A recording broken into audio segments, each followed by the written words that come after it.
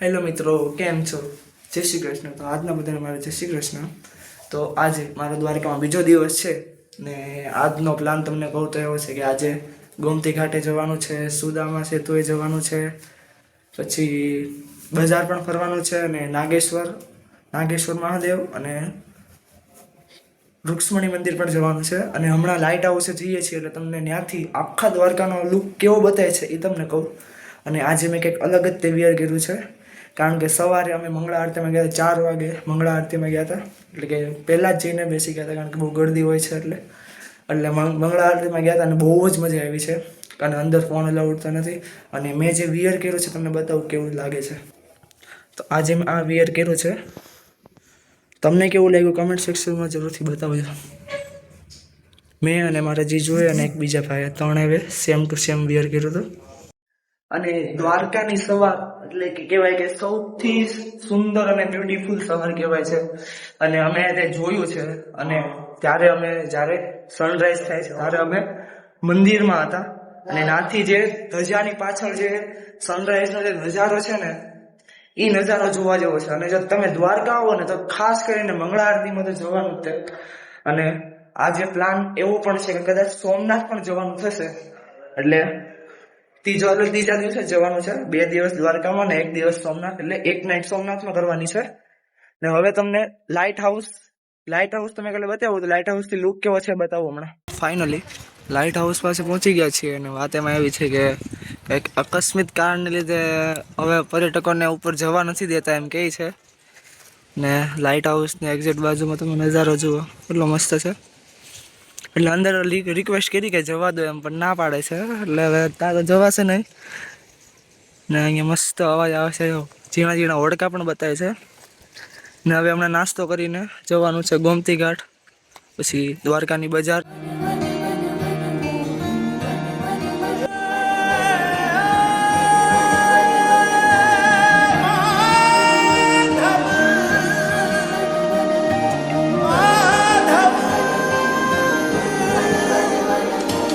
मनमोहन है माधव तू जीव तर तारू मनमोहन है माधव तू जीव तर तारू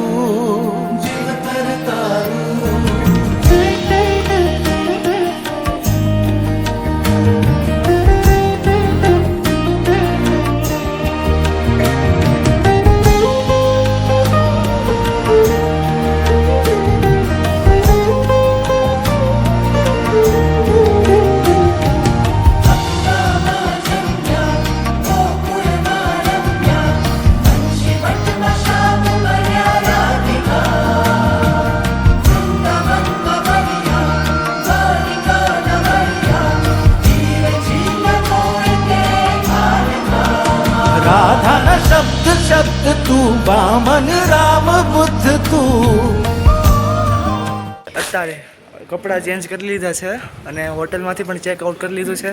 ને અહીંયાથી જવાનું છે રૂક્ષ્મણી મંદિર નાગેશ્વર અને ત્યાંથી જવાનું છે સોમનાથ.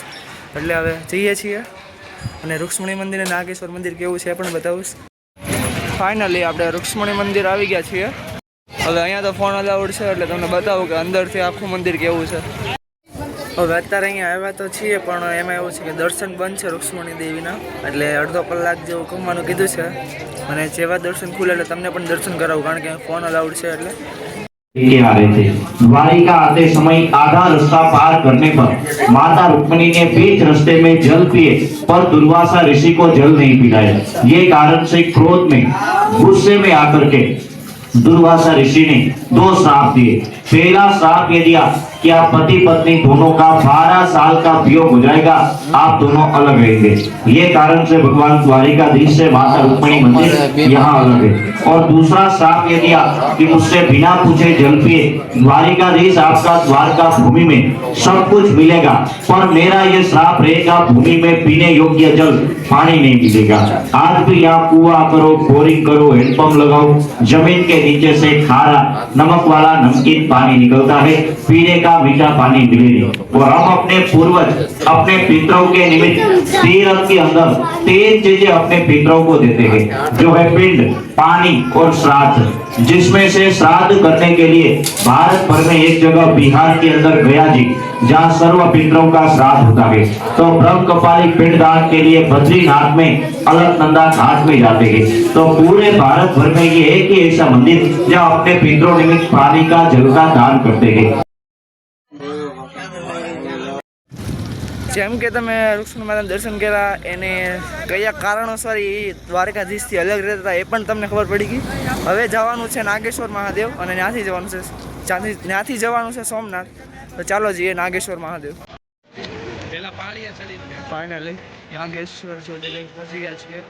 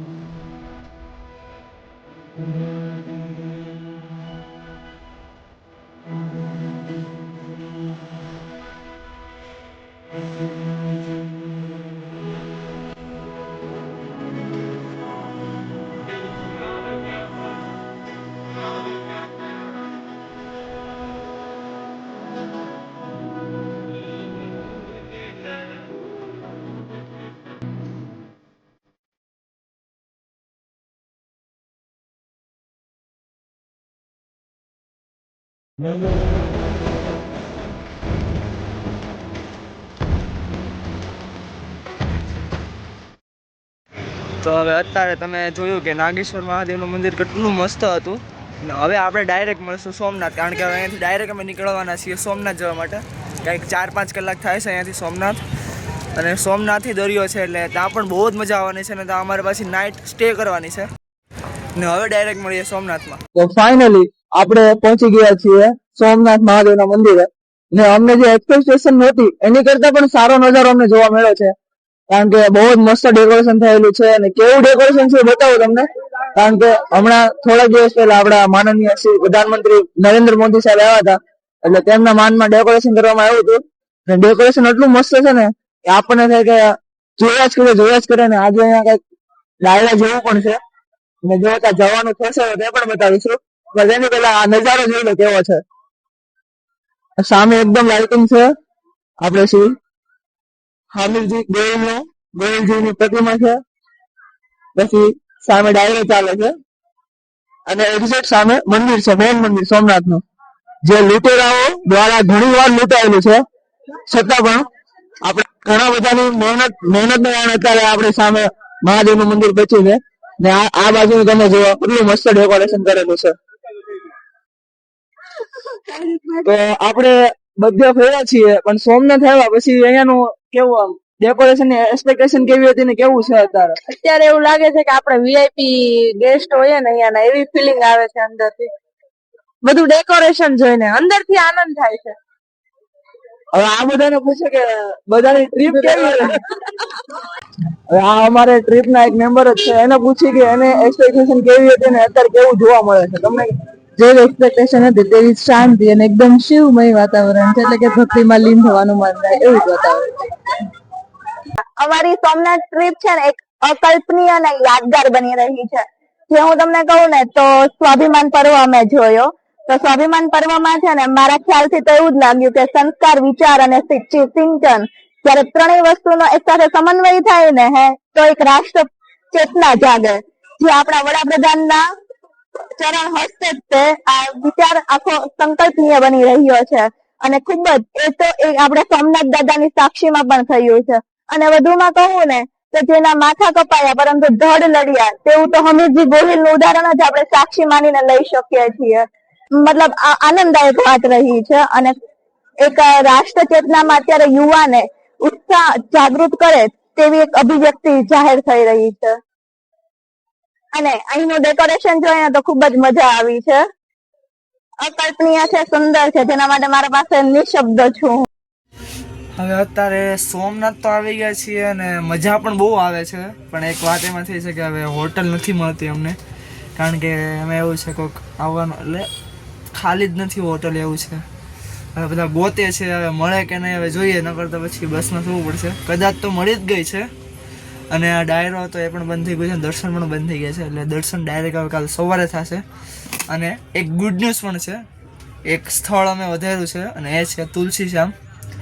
મારી માટે પણ ફર્સ્ટ ટાઈમ જ છે અને જોઈએ એ પણ કેવું છે, કારણ કે સોમનાથનો પ્લાન અમે કેન્સલ કરવાનો હતો અને અત્યારે અમને એમ થાય છે સારું થયું કેન્સલ ન કર્યો, કારણ કે આવો સારો નજારો અમને જોવા મળ્યો છે જે તમને બતાવ્યું.